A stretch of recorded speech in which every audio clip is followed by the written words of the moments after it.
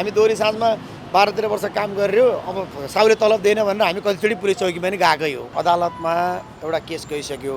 अदालतमा केस गइसकेपछि अब नेपालमा न्यायिक निकायहरू यस विषयमा बोल्नुहुन्छ होला। यस्तो कुराहरू उठिरहँदा कृष्ण दाइसँग कतिको भेट भयो अथवा यो बारेमा कुरा भएको भयो नि तपाईँको? त्यस्तो प्रत्यक्ष रूपमा दोहोरो कुराकानी चाहिँ मेरो भएको छैन र सबै कार्यक्रममा व्यस्त, उहाँहरूको आफ्नो व्यस्त भएको नाताले हामी धादिङमा व्यस्त भइयो। त्यसले गर्दा हाम्रो सम्पर्क चाहिँ अहिले भएको छैन, ठ्याक्कै भन्नुपर्दा चाहिँ। के पनि भनेको छ भने हामीले प्रतिष्ठानमा पत्र पनि काटेको, यो विषयमा धेरैचोटि माग गरेको, तर प्रतिष्ठानले कृष्ण कँडेलको संरक्षण गर्यो भने नि त यो हो र? यसलाई समाधान गर्ने, यसलाई मिलाउने हामी निकाय हौँ जस्तो कुरा चाहिँ मलाई व्यक्तिगत रूपमा लाग्दैन। एकदम यो बाटो अब एक खालको त्यो चाहिँ पाएको नाताले कुनै कलाकारले तलब पाउँदैन, कुनै वाद्यवादकले तलब पाउँदैन, कुनै स्टाफले तलब पाउँदैन। ती चाहिँ एउटा फाउन्डेसनभित्र, एउटा संस्थाभित्र रहेर काम गरिसकेपछि केही सामान्य हुने कुरा चाहिँ त्यो ठुलो कुरा मलाई व्यक्तिगत रूपमा लाग्दैन। हेर्नु, समग्र रूपमा नेपाली लोक सङ्गीतलाई, नेपाली लोकगीतलाई, नेपाली लोकदोहोरी गीतलाई प्रहार गर्ने काम कसैले पनि नगरौँ। श्रीकेश जडीबुटी आयुर्वेदिक हेयर ओइल, सप्तऋषि आयुर्वेद, अम्बिका मार्ग, पुरानो मानेश्वर। कार्यक्रमको टाइटल स्पोन्सर रहेको इन्द्रेणी, जुन रनिङ सिलमा एक दिन पनि नदेखिँदाखेरि धेरैको मनमा प्रश्न उठेको थियो क्या, जसले यो कार्यक्रमको टाइटल स्पोन्सर गर्यो त्यो नै कार्यक्रममा सहभागी भएन अथवा कृष्ण कँडेल र उहाँको टिम कार्यक्रममा नआउनुको कारण चाहिँ के थियो दाइ? अब सबभन्दा पहिला हजुरलाई म के जानकारी गराउँछु भने टाइटल स्पोन्सर अनि टाइटल चाहिँ प्रायोजक भन्ने जसरी हामी चाहिँ त्यहाँबाट रकम लिने अथवा त्यहाँबाट चाहिँ यति लाख रुपियाँ पैसा आउने, उति लाख रुपियाँ पैसा आउने भन्ने भन्दा पनि राष्ट्रिय लोकदोहोरी दोहोरी प्रतिष्ठान नेपाल र इन्द्रेणी फाउन्डेसन, इन्द्रेणी सांस्कृतिक समाजको बिचमा विगत लामो समयदेखि एक खालको सहकार्य हुँदै आएको छ। त्यसका चाहिँ संस्थापक आदरणीय कृष्ण कँडेल दाई हाम्रो संस्थाको केन्द्रीय सल्लाहकार पनि हुनुहुन्छ। हाम्रो कार्यकालमा उहाँ प्रदेश नम्बर 5 को चाहिँ संयोजक पनि हुनुहुन्थ्यो, केन्द्रीय सदस्य पनि हुनुहुन्थ्यो, उपत्यका समन्वय समितिको उहाँ चाहिँ संस्थापक अध्यक्ष पनि हुनुहुन्छ। त्यसले गर्दाखेरि इन्द्रेणीसँग दोहोरी प्रतिष्ठानको एक खालको सहकार्य चाहिँ छ, सुरुदेखि पनि छ।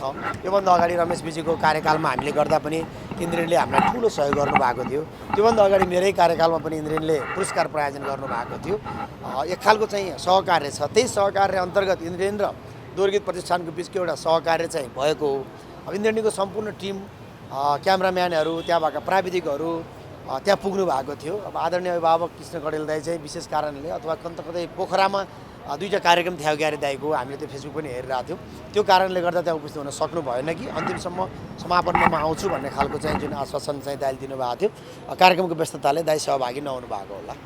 तर संस्थागत रूपमा जुन आरोपहरू लाग्यो इन्द्रेणीलाई पछिल्लो समय होइन, लोकदोहोरी प्रतिष्ठानको अहिलेको सल्लाहकार भएको नाताले गर्दा पनि लोकदोहोरी प्रतिष्ठानबाट कुनै आधिकारिक रूपमा विज्ञप्तिहरू नआउँदाखेरि अब दाइले बोल्दा पनि आधिकारिक हुनसक्छ। उहाँलाई लागेको आरोपबारे चाहिँ तपाईँहरू किन मौन बस्नुभयो भन्ने धेरैको प्रश्न उठिरहेको छ नि। यसो छ, हजुरलाई म के जानकारी गराउँ भने हामी राष्ट्रिय लोकदोहोरी दोहोरी प्रतिष्ठान नेपालको सम्पूर्ण कार्य समिति आदरणीय अध्यक्ष रीता थापाको नेतृत्वमा 3 गते बेलुकै हामी धादिङ पुगेका थियौँ। यही कार्यक्रमको तयारीमा हामी धादिङ रहँदै केही कलाकारहरूले इन्द्रेणीसँग विमति रहेका कुराहरू, केही पारिश्रमिकका कुराहरू, केही कुराहरू आएर केही चाहिँ पछिल्लो समयमा केही कुराहरू आएका कुरा हामी धादिङै रहँदाखेरि हामीले जानकारी पायौँ। कार्यक्रमस्थल हुँदा अनौपचारिक रूपमा हाम्रो छलफल पनि चलेकै हो। आदरणीय अध्यक्षज्यू र हाम्रो टिम हिजो मात्रै काठमाडौँ फर्केका छौँ र भोलि पर्सि 1-2 दिनभित्रमै हामी चाहिँ आधिकारिक एक खालको छलफल गरेर एउटा बसाइरहेर पक्कै पनि केही खालको कुराहरू एउटा सल्लाहकारको हैसियतमा अथवा ती कुराहरू जसले बजारमा ल्याउनु भयो र ती कलाकारहरूको विषयमा पनि राष्ट्रिय लोकदोहोरी गीत प्रतिष्ठान नेपालको आधिकारिक धारणा चाहिँ आदरणीय अध्यक्षज्यूले केही समयमा चाहिँ पक्कै पनि एउटा बैठक बसेर चाहिँ ल्याउनुहुन्छ जस्तो लाग्छ मलाई चाहिँ। धेरैको प्रश्न यहाँ के आयो भन्दाखेरि दुई पक्षले एकअर्कालाई आरोप लगाउने भन्दा पनि एक पक्षले जुन इन्द्रेणीलाई आरोप लगायो, दुवै पक्षलाई राखेर सहमति गराइदियो भने सबभन्दा राम्रो उपाय हुन्थ्यो भनेर धेरैको जिज्ञासा आइरहँदाखेरि प्रतिष्ठानले दुवै टिमलाई सँगै राखेर यसको छिनोफानो गर्न त सक्छ होला नि। अब मलाई व्यक्तिगत रूपमा मेरो आफ्नो विचार, मलाई एउटा पूर्व अध्यक्ष भन्दा पनि मेरो व्यक्तिगत राय तपाईँले लिनुहुन्छ भने के छ भने अब यो मैले पनि सामाजिक सञ्जालमा हेरेर थाहा पाएँ, अदालतमा एउटा केस गइसक्यो। अदालतमा केस गइसकेपछि अब नेपालमा न्यायिक निकायहरू यस विषयमा बोल्नुहुन्छ होला। त्यसपछि साइबर क्राइममा पनि निवेदन दर्ता भएको भन्ने मैले सुने। त्यो विषयमा पनि साइबरको केस पनि अब नेपाल प्रहरीले त्यो हेर्ला। अब ती 2टा हेरिरहेको बखतमा अब हामी फेरि त्योभन्दा माथिल्लो निकाय भएर यसलाई समाधान गर्ने, यसलाई मिलाउने हामी निकाय हौँ जस्तो कुरा चाहिँ मलाई व्यक्तिगत रूपमा लाग्दैन। सहजीकरण एकदम यो बाटो अब एक खालको त्यो चाहिँ पाएको नाताले, तर जसले जसले आवाज उठाउनु भयो ती पनि कलाकार, हाम्रै परिवारभित्रका, ती वाद्यवादकहरू पनि, ती गायकहरू पनि हाम्रै परिवारभित्रका। आदरणीय अभिभावक कृष्ण कडेल दाई पनि हाम्रै सल्लाहकार। इन्द्रेणी फाउन्डेसन पनि तपाईँ हामी सबैको एउटा पवित्र संस्था। त्यसले गर्दाखेरि एउटा घरमा हेर्नु सामान्य रूपमा के हुन्छ भने हुनलाई यसलाई त्यति ठुलो रूप चाहिँ हो जस्तो एउटा दोहोरी साँझमा काम गर्दाखेरि 55-56 जना स्टाफ हुन्छन्। कुनै कलाकारले तलब पाउँदैन, कुनै वाद्यवादकले तलब पाउँदैन, कुनै स्टाफले तलब पाउँदैन। ती चाहिँ एउटा फाउन्डेसनभित्र एउटा संस्थाभित्र रहेर काम गरिसकेपछि केही सामान्य हुने कुरा चाहिँ त्यो ठुलो कुरा मलाई व्यक्तिगत रूपमा लाग्दैन। हेर्नुहोस्, किनभने हामी दोहोरी साँझमा 12-13 वर्ष काम गरेर अब साउले तलब दिएन भनेर हामी कतिचोटि पुलिस चौकीमा पनि गएकै हो होइन। त्यो कुरा चाहिँ ठुलो विषय होइन, तर कसैको व्यक्तिगत रूपमा चरित्र हत्या गरेर कसैलाई आक्षेप लगाउने भन्ने विषय चाहिँ यो ठुलो विषय हो। त्यो विषय कसैले कसैलाई पनि त्यसरी लगाउँदाखेरि त्यसको निचोड त पुष्टि हुनु पऱ्यो कि पुष्टि हुनु पऱ्यो, होइन भने त्यो लगाउने मान्छेले के आधारले लगाएको भन्ने विषय पनि उहाँले सोचेरै लाउनु भयो होला होइन। त्यो विषयमा चाहिँ एउटा सहजीकरणको वातावरण के हो त भनेर एक्चुअली सहजीकरण चाहिँ गर्नुपर्छ। हामी त्यो प्रयास चाहिँ पक्कै पनि गर्छौँ। उनीहरूको के पनि भनाइ छ भने हामीले प्रतिष्ठानमा पत्र पनि काटेको, यो विषयमा धेरैचोटि माग गरेको, तर प्रतिष्ठानले कृष्ण कडेलको संरक्षण गर्यो भने नि त यो हो र? यसो छ, तपाईँको राष्ट्रिय लोकतन्त्र दोहोरी प्रतिष्ठान नेपालले पहिलो कुरा वर्तमान कार्य समितिमा म छैन, पत्र आएको कुरा पनि मलाई आधिकारिक चाहिँ थाहा नभएको कुरा तपाईँहरूको माझमा प्रश्न पार्छु। संरक्षकको हैसियत भनेको कार्य समितिमा आएको पत्रहरू ती कुराहरू हामीलाई जानकारी पनि हुँदैन। र यदि कुनै त्यस्तो खालको पत्र आएकै रहेछ र त्यो विषय रहेछ भने चाहिँ प्रतिष्ठानले कसैलाई पनि संरक्षण गर्नुपर्ने किन छैन भने प्रतिष्ठानको नजरमा दुःख गर्ने भाइ बहिनी पनि बराबर हुन्। हाम्रो अभिभावक आदरणीय कृष्ण दाई पनि बराबरै हुनुहुन्छ र भोलि अन्य अरूहरूलाई पर्ने पीडा पनि बराबर रूपमा हो। हाम्रो लागि चाहिँ सबै बराबर भएको हुनाले यसलाई चाहिँ एउटा सहजीकरण चाहिँ गर्ने अवस्था आयो भने प्रतिष्ठानले पक्कै पनि गर्छ। घरभित्रको झगडा बाहिर लिएर आउनु त्यति राम्रो होइन होला नि है? तपाईँलाई पनि त्यस्तो लाग्छ, मलाई पनि त्यस्तो लाग्छ। सकेसम्म यो आपसी भित्रै हामी मिलेको भए असाध्यै राम्रो हुन्थ्यो। अहिले समग्र रूपमा एक थरीले एउटा पात्रलाई गाली गर्ने, अर्को थरीले अर्को पात्रलाई गाली गर्ने, त्यसले गर्दा समग्र लोकसङ्गीतमाथिको प्रहार पनि हो यो। आज लोकसङ्गीत, आज पाश्चात्य गीतहरू, आज चाहिँ हिन्दी गीतहरू सबै बज्नहरू अथवा बजारमा विस्थापित भइसकेको अवस्थामा हजुर हामी सबैको मेहनतले लोकसङ्गीतको जुन चर्चा छ त्यो लोकसङ्गीतमाथिको सिङ्गो प्रहार पनि हो यो। यसलाई चाहिँ हामीले आन्तरिक रूपमै हामीले सहजीकरण गर्नु पर्थ्यो। फेरि आन्तरिक रूपमा सहजीकरण गर्ने भन्दाखेरि चाहिँ कसैलाई अन्याय परेको छ भने आन्तरिक रूपमा त्यो अन्याय कसरी हुन्थ्यो भन्ने विषय पनि टिका टिप्पणी रहला, त्यसो भन्न खोजेको पनि होइन। तर हामीले सकेसम्म घरभित्रको कुरा यसलाई हामीले घरभित्रै रहनु पर्थ्यो। अब कानुनीतर्फ गइसकेपछि त नेपालको अब अदालतमै निवेदन दिएर गइसकेपछि त पक्कै पनि नेपाल प्रहरी, नेपालको न्यायालयहरू त्यसले चाहिँ सहजीकरण त्यताबाट होला जस्तो मलाई लाग्छ। यो आरोपहरूले भविष्यमा इन्द्रेणीको भविष्यलाई चाहिँ कस्तो असर पार्ला, कस्तो प्रभाव पार्ला, अथवा दर्शकहरूले चाहिँ पुरानै गतिमा इन्द्रेणीलाई मन पराउलान् कि नपराउलान् भन्ने धेरै प्रश्न उठिरहेको छ नि अहिले? होइन, पहिलो कुरा त कुनै पनि चिजमा निवेदन दिइसकेपछि त्यसको निचोड त निक्लेला।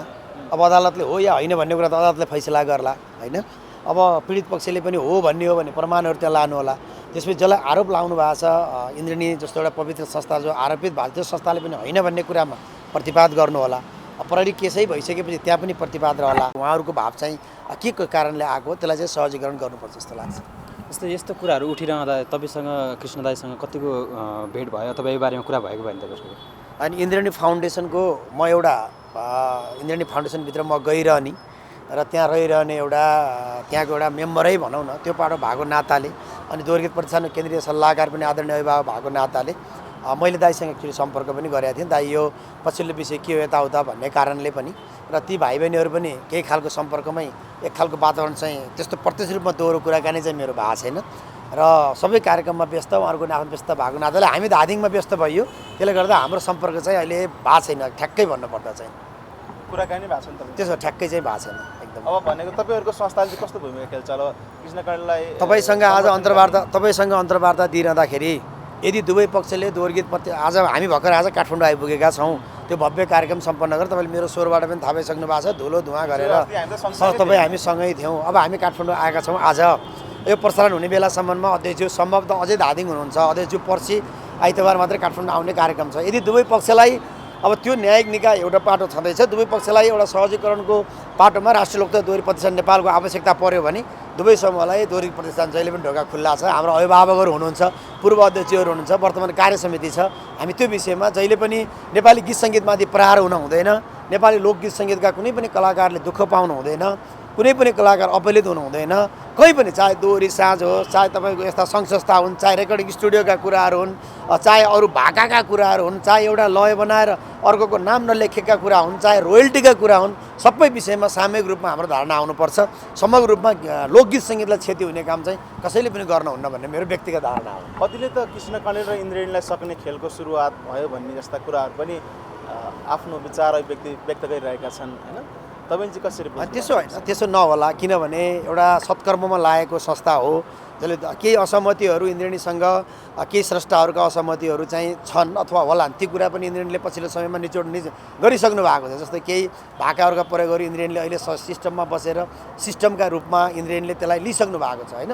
त्यसले गर्दाखेरि त्यसलाई सक्नुपर्ने, त्यसलाई चाहिँ गर्नुपर्ने कुनै पनि कलाकारको त्यस्तो पाटो चाहिँ छ जस्तो मलाई लाग्दैन। समग्र रूपमा नेपाली लोकसङ्गीतलाई, नेपाली लोकगीतलाई, नेपाली लोकदोहोरी गीतलाई प्रहार गर्ने काम कसैले पनि नगरौँ। हामीले हाम्रो घरभित्रमा एउटाले हाम्रै क्षेत्रलाई प्रहार गर्दाखेरि अर्को क्षेत्रले अथवा अरू परका मान्छेहरूले हामीमाथि नै प्रहार भएको अनुभूति हुन्छ। समग्र रूपमा यस्ता कुराहरू सामान्य रूपमा एकै ठाउँमा बसिसकेपछि कहीँ लात्ती लाग्छ, कहीँ चोट लाग्छ, कसैलाई ठुलै अन्याय भएको छ भने पनि त्यो विषयहरू पनि पहिला घरमा राख्ने, घरले मिलाउन सकेन भने परिवारभित्र अल्ली पर राखेर मात्रै अन्तिम विकल्प रोज्नुपर्छ।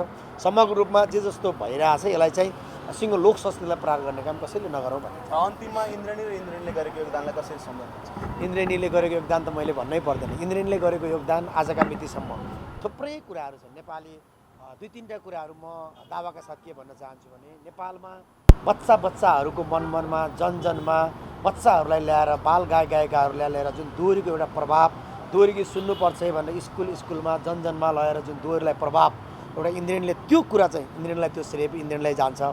दिन दुखीहरूलाई सहयोग गर्ने कुरा मैले भनिरहनु पर्दैन। इन्द्रेणी एउटा फाउन्डेसन हो। कृष्ण कणेल दाइले विगत 20 वर्षदेखि निरन्तर रूपमा त्यो सहयोग गरिरहनु भएको छ।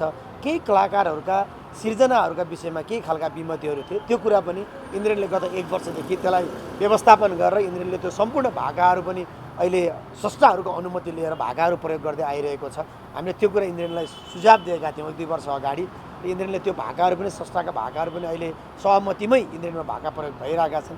सबै किसिमले इन्द्रेणीले कलाकार उत्पादन गरेका कुराहरू, इन्द्रेणीको बारेमा त मैले देश विदेशमा इन्द्रेणीको चर्चा र आज गरेका सत्कर्महरू, देशै यस्तो अवस्थामा जता गयो देशमा पीडा मिटर ब्याजका कुरा, मान्छे भोक मारेका कुरा, आत्महत्या गरेका कुरा, अस्पतालमा गएको उपचार छैन, बाटाघाटा धुलो छ, तपाईँको जताकतै व्यथिति भइरहेको बेलामा एउटा सामान्य संस्थाले एउटा नागरिकलाई र कलाकारलाई गरेको योगदान त अपरिहार्य छ। धेरैले कृष्ण कणेललाई रियल भगवानको बमाएका छन् नि, तपाईँलाई चाहिँ कस्तो लाग्छ? होइन, त्यो विषय यस्तो छ। अब म कुनै ठाउँमा म बिरामी भएँ, मेरो उपचार कसैले गर्यो भने मैले उसलाई भगवान मान्ने अथवा प्रेरणा मान्ने, म कलाकारितामा लाएँ, मलाई कसैले अवसर दियो, मैले प्रेरणाको स्रोत मान्ने होइन।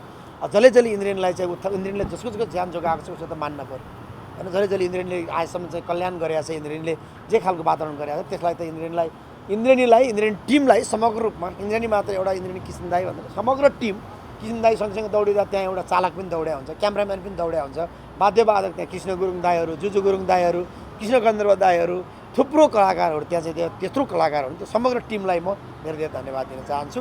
यदि कसैलाई अन्याय भएको छ भने पनि त्यो अन्याय के हो सत्य तथ्य पत्ता लगाएर कानुनले त्यसको उपचार गर्छ।